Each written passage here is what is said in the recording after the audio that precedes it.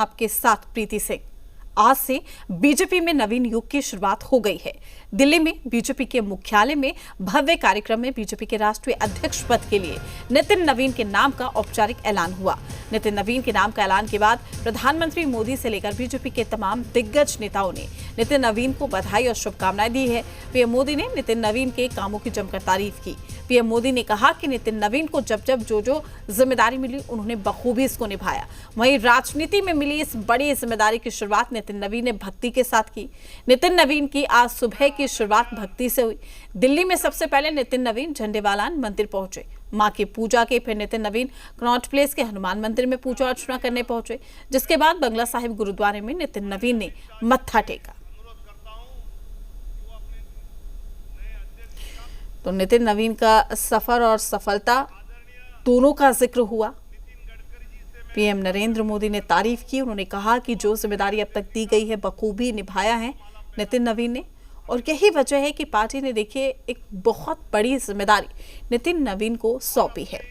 तो उस दौरान की तस्वीरें हैं जिस दौरान ताजपोशी नितिन नवीन की हो रही थी, यानी कि जो घोषणा है, जो औपचारिक ऐलान है वो हुआ था। उससे पहले की 3 तस्वीरें हम आपको दिखा रहे हैं। झंडेवालान मंदिर में सुबह के वक्त पहुंचे थे, पूजा अर्चना की, माता का आशीर्वाद लिया। उसके बाद कनॉट प्लेस के प्राचीन हनुमान मंदिर में पहुंचे, वहां पर भी आशीर्वाद लिया। बंगला साहिब गुरुद्वारा में मत्था भी टेका।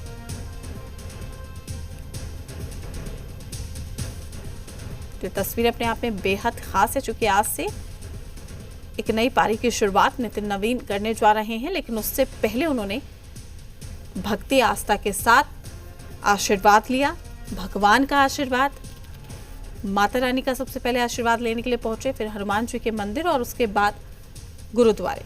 साथ ही ये तस्वीर है बीजेपी मुख्यालय की तस्वीर है, जिस दौरान आप देख सकते हैं उनको सम्मानित किया जा रहा है। राजनाथ सिंह ने उनको सम्मानित किया।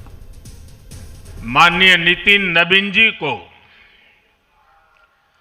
दुनिया के सबसे बड़े राजनीतिक दल का अध्यक्ष चुने जाने पर बहुत बहुत बधाई देता हूं, बहुत बहुत शुभकामनाएं देता हूं।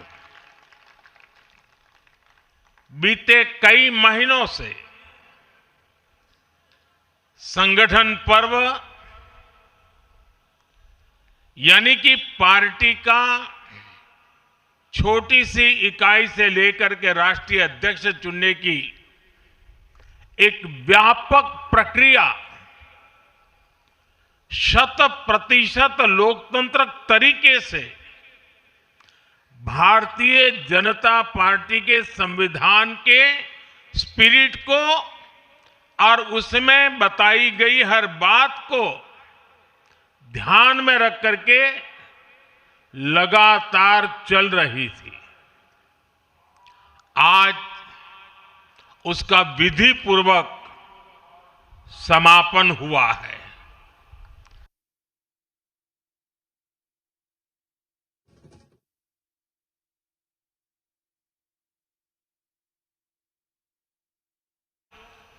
अटल जी, आडवाणी जी और मुरली मनोहर जोशी जी के नेतृत्व में बीजेपी ने शून्य से लेकर शिखर तक का सफर देखा है।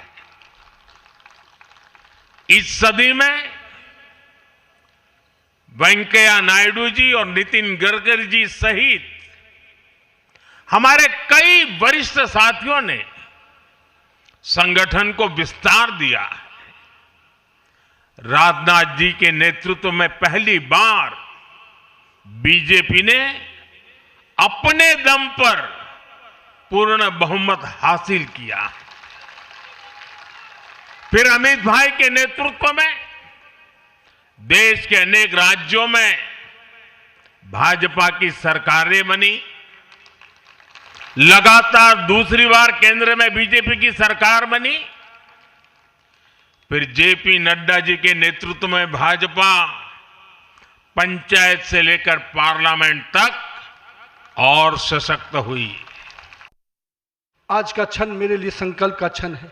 आज सिर्फ एक पद को धारण नहीं कर रहा हूं, मैं पार्टी के इस विचार को, परंपराओं को, एक राष्ट्रवादी आंदोलन की जिम्मेदारी को स्वीकार कर रहा हूं। और मैं इस अवसर पर साथ अपने सभी वरिष्ठ कार्यकर्ताओं को भी प्रणाम करता हूं।